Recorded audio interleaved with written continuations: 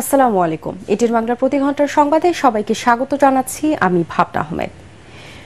রংপুরে কোটা বিরোধী ছাত্র আন্দোলনে পুলিশের গুলিতে নিহত শিক্ষার্থী আবু সাইদের কবর জিয়ারত করেছেন অন্তর্বর্তীকালীন সরকারের প্রধান উপদেষ্টা ডক্টর মোহাম্মদ ইউনূস।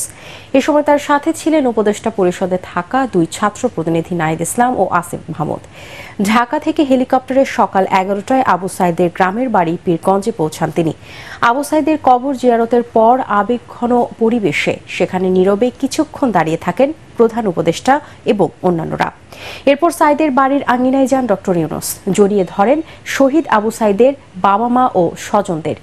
প্লাস্টিকের চেয়ারে পাশাপাশি বসে বেশ শোনেন তাদের কথা, জানান তার প্রতিক্রিয়া। গত 16 জুলাই রংপুরে কোটা সংস্কার আন্দোলনকে ঘিরে সংঘাতে পুলিশের গুলিতে রোকেয়া বিশ্ববিদ্যালয়ের ইংরেজি বিভাগের ছাত্র আবু সাহিদ নিহত হন। ওই ঘটনার ভিডিও সামাজিক যোগাযোগ ও গণমাধ্যমে ছড়িয়ে পড়ার পর সারা দেশে বারোদের মতো জ্বলে ওঠে ছাত্র জনতার আন্দোলন। আবু সাইদের বাংলাদেশে কোনো ভেদাভেদ থাকবে না বলেও পীরগঞ্জে সাংবাদিকদের জানিয়েছেন প্রধান উপদেষ্টা ডক্টর মোহাম্মদ ইউনূস।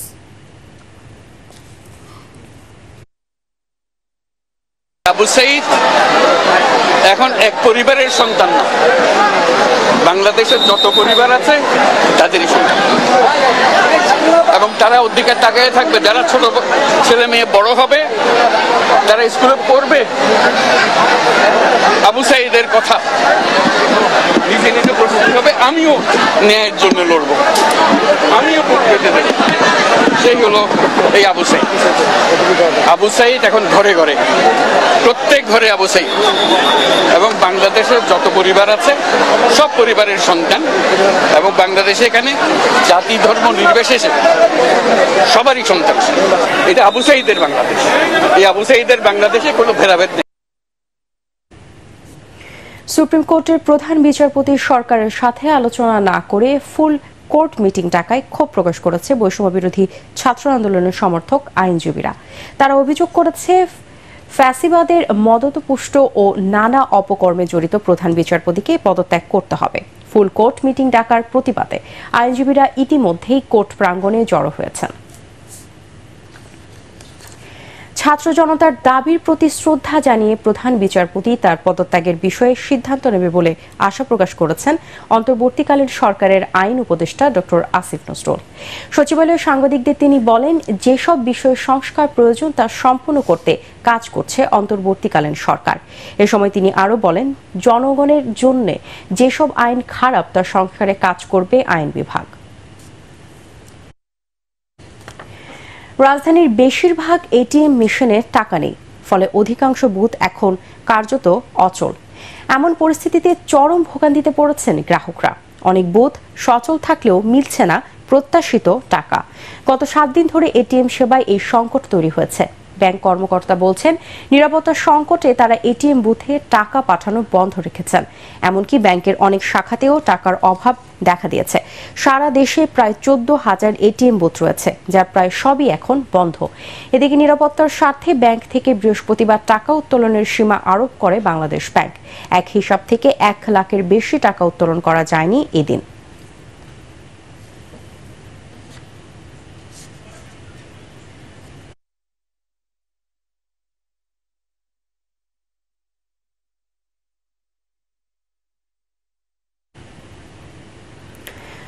জনসাধারণের জানমাল ও সরকারি গুরুত্বপূর্ণ স্থাপনার সার্বিক নিরাপত্তায় সারা দেশে 206টি ক্যাম্প করেছে সেনাবাহিনী। এসব থেকে পরিচালিত হচ্ছে নিরাপত্তা টহল ও অভিযান।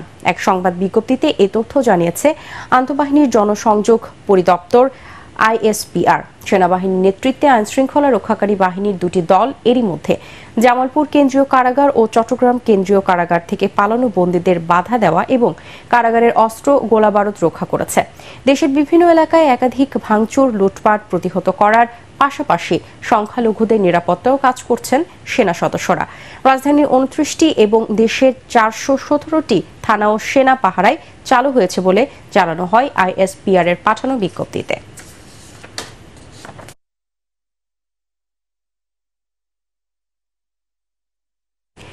দর্শক, এই মুহূর্তে রাজধানী পল্টন থানায় আছেন আমাদের রিপোর্টার মনির হোসেন তপু। চলে যাচ্ছি তার কাছে। তপু, থানা পুলিশ এখন কেমন দেখছেন পল্টনের পরিস্থিতি?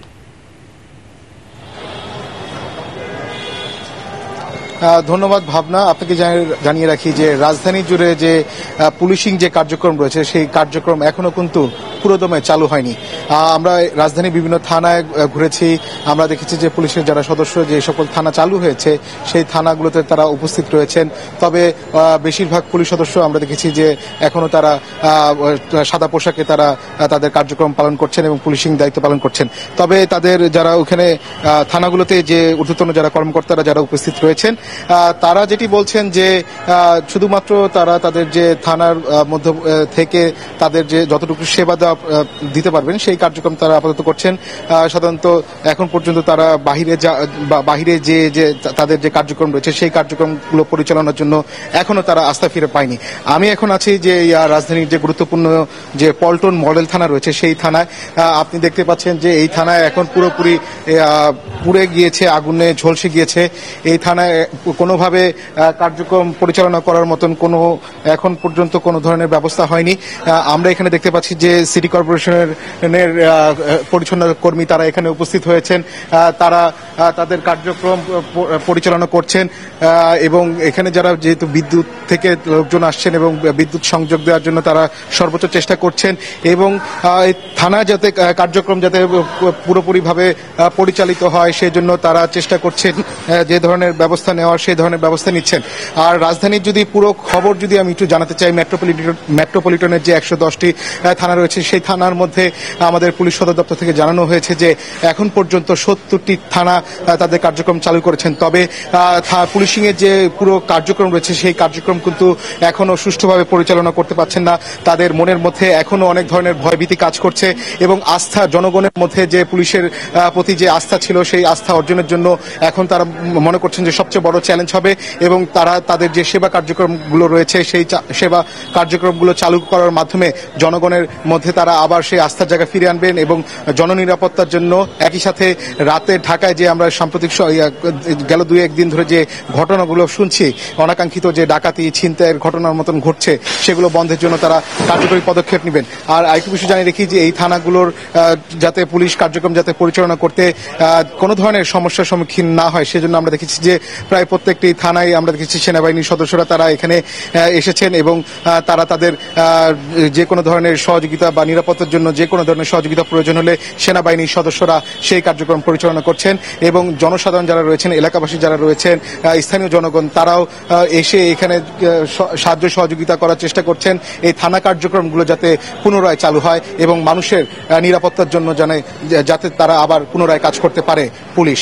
যে এই ছিল আমার কাছে ভাবনা সবশেষ খবর। তবু আপনাকে ধন্যবাদ। 5 আগস্ট সরকার পতনের পর বিক্ষুব্ধ জনতার হামলায় চট্টগ্রাম মহানগরীর 16 থানার মধ্যে ভস্মীভূত হয়েছে 8টি। লুট হয়েছে পুলিশের অস্ত্র ও গোলাবারুদ সহ অনেক কিছু। পুড়ে গেছে সব যানবাহন ও গুরুত্বপূর্ণ নথিপত্র। নগরীর কোতোয়ালি, ডাবল মোরিং, পতেঙ্গা সহ কয়েকটি থানায় নেই কাজ করার মতো পরিবেশও। চট্টগ্রাম থেকে আবুল হাসনাতের পাঠানো রিপোর্ট জানাচ্ছেন মোস্তাফিজুর রহমান। চট্টগ্রামের গুরুত্বপূর্ণ থানা কোতোয়ালি। মূল ফটক পেরিয়ে ভেতরে ঢুকতেই আগুনে পোড়া ও হামলায় বিধ্বস্ত পুলিশের অত্যাধুনিক এই এপিসি।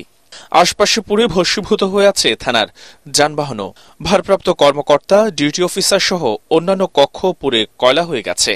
সোমবার শেখ হাসিনার পদত্যাগ ও দেশত্যাগের খবর ছড়িয়ে পড়লে রাত 10টা থেকে 11টা পর্যন্ত নগরীর 8টি থানায় ব্যাপক তাণ্ডব চালায় দুর্বৃত্তরা। ভাঙচুর, অগ্নিসংযোগ ছাড়াও কিছু থানার অস্ত্রাগার থেকে লুট হয় বিভিন্ন ধরনের অস্ত্র ও গোলাবারুদ। নাজুক এই পরিস্থিতিতে বাহিনীর সদস্যদের ট্রমা কাটিয়ে কাজে ফেরানোর আহ্বান জানাচ্ছেন কর্মকর্তারা।